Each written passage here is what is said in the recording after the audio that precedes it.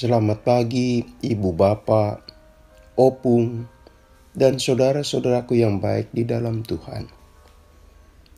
Semoga pagi yang indah telah menanti kita saat bangun pagi ini.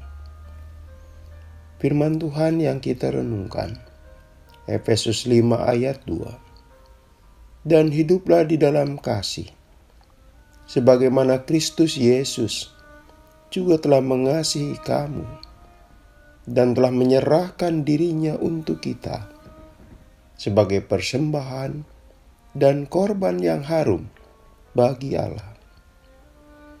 Saudaraku, sebuah cerita rakyat dari Korea mengisahkan seorang perempuan datang ke orang pintar. Dia mengungkapkan kegalauan hatinya belakangan ini.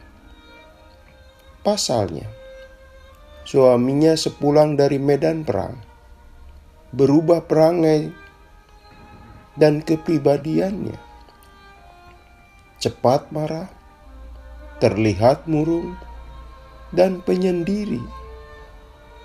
Padahal sebelumnya sang suami adalah pribadi yang hangat, penyabar dan senang bergaul. Setelah mendengar curhatan perempuan itu, sang orang pandai memintanya nanti datang lagi dengan membawa selai kumis harimau. Sang perempuan itu agak bingung dengan permintaan orang pintar itu. Hanya karena dia ingin mengembalikan perangai suaminya seperti yang dulu. Dia menyanggupi permintaan itu. Setelah itu, sang perempuan mencari di mana gerangan habitat atau lingkungan hidup si harimau. Akhirnya, dia temukan. Kemudian dirancanglah cara untuk bisa mendekati si harimau.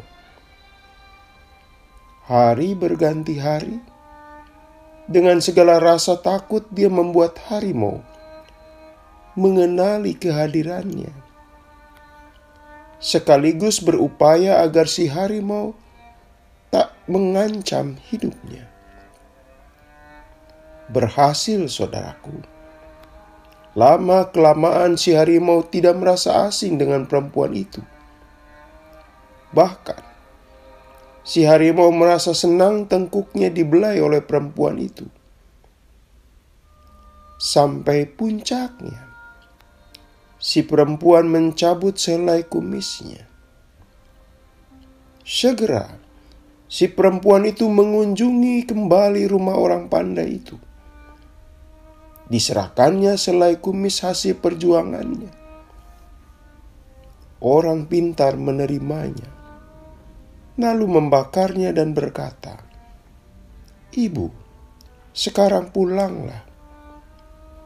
Betapa kagetnya si perempuan. Jeripayahnya sekian lama dibakar dan dirinya disuruh pulang begitu saja. Ia meradang. Dia bertanya, mengapa dia dipermainkan seperti itu? Dengan tenang, orang pandai itu berkata, "Ibu, engkau sungguh luar biasa.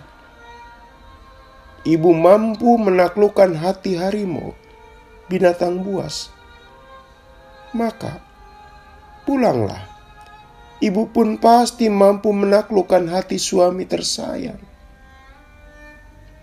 Saudaraku, demi orang yang dikasihi, seseorang mampu melakukan tindakan melampaui dugaan.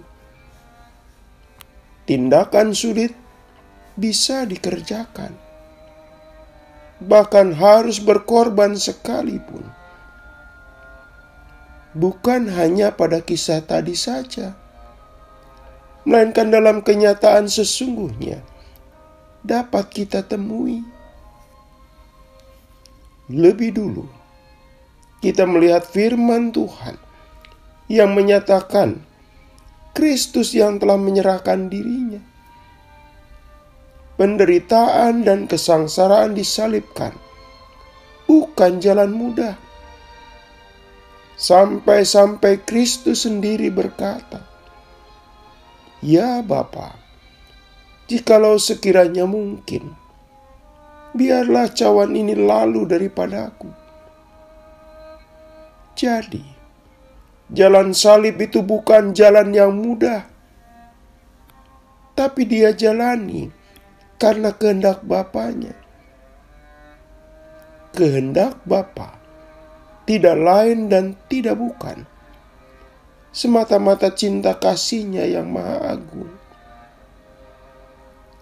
Saudaraku, kasih itu melahirkan tindakan yang melampaui batas dugaan dan rasionalitas atau nalar manusia.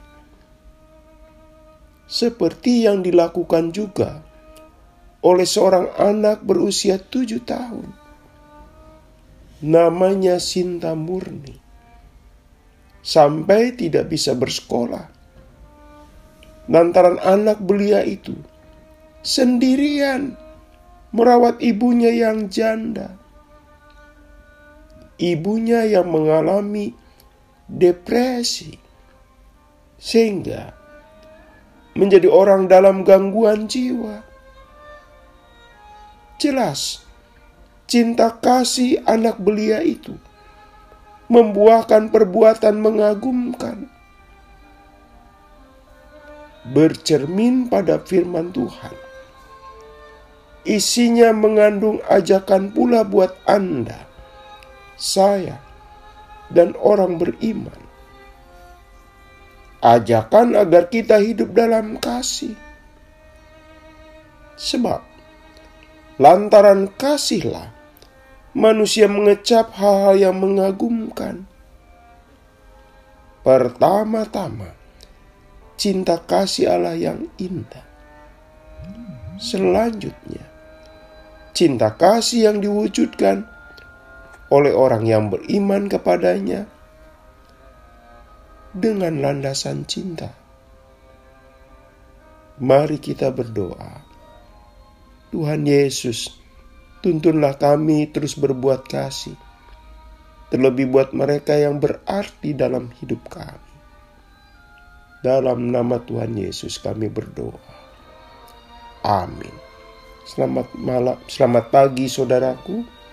Selamat memasuki pagi yang baru. Masih bersama Pendeta Supriyatno. Tuhan memberkati.